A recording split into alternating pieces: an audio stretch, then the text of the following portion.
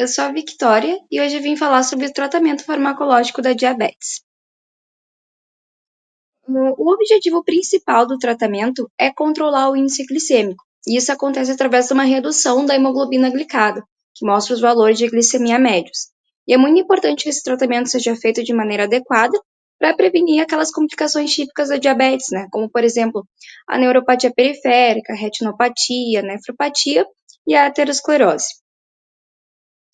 O primeiro medicamento que eu trouxe aqui para mostrar para vocês é a metformina, que é o famoso Glifage. Esse é um fármaco que ele pertence à classe das biguaninas. Esse foi o primeiro medicamento que foi descoberto para o tratamento da diabetes do tipo 2 e até hoje ele é utilizado como primeira escolha para o tratamento. Isso decorre do fato de que ele tem uma boa redução da hemoglobina glicada, então ele consegue baixar ela de 1 a 2%, por isso que ele é tão utilizado e tão prescrito. Esse fármaco ele tem um mecanismo de ação que está associado a uma redução da resistência à insulina.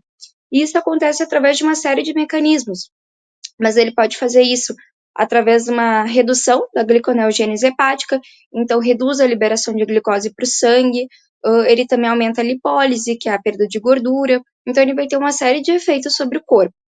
Só que, em contrapartida, ele é um fármaco que ele pode reduzir a absorção de vitamina B12. Então, pacientes que estão fazendo uso dele, eles têm que fazer um controle dessa vitamina. E, além disso, pelo fato dele não ser um medicamento que é um secretagogo da insulina, ele não vai exercer os efeitos dela. Então, hipoglicemia, ganho de peso, não são efeitos desse medicamento. Por isso que ele pode, geralmente, ele é bem tolerado pelos pacientes.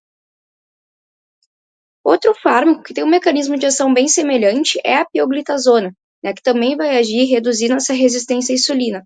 Só que ela vai fazer isso através da atuação de um fator de transcrição celular. Esse medicamento, que apesar dele ser muito bom também, ele tem alguns efeitos adversos um pouquinho chatos. Então, ele pode gerar um ganho de peso por conta de uma retenção hídrica que ele pode causar. Inclusive, por isso que ele é contraindicado para pessoas que têm insuficiência cardíaca congestiva. E ele também pode aumentar o risco de fraturas, ele pode ter uma atividade hepatotóxica. Então, tem que tomar um certo cuidado na hora de fazer uso desse fármaco.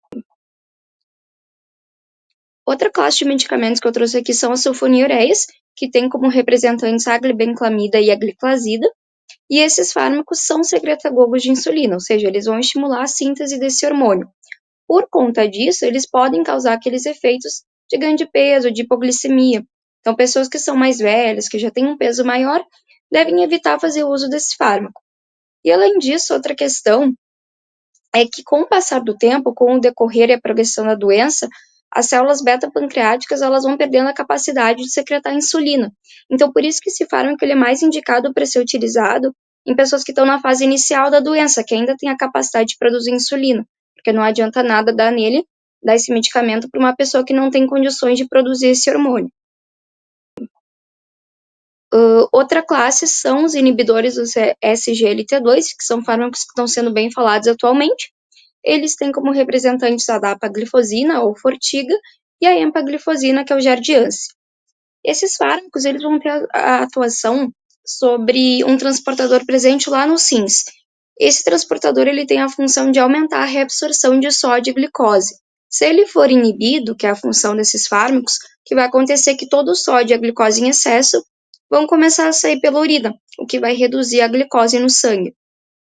Só que esse aumento da excreção de glicose no sangue ele pode causar também um aumento das infecções urinárias, né? Ele propicia um meio bom para o desenvolvimento de bactérias. Então, esse é um efeito adverso desses fármacos. Mas, em contrapartida, eles são medicamentos muito bons para reduzir o risco cardiovascular e renal.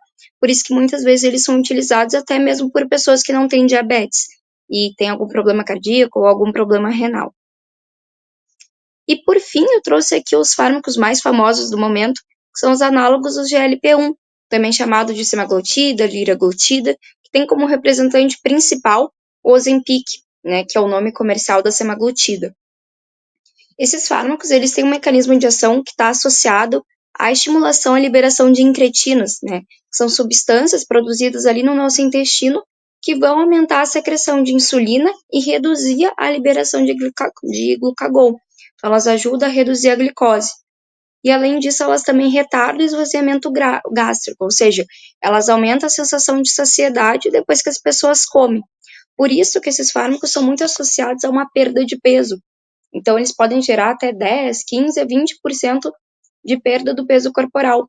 Por isso que eles são muito recomendados, principalmente para pacientes que têm diabetes e têm obesidade também, porque essa perda de peso é uma das principais características e efeitos desses fármacos.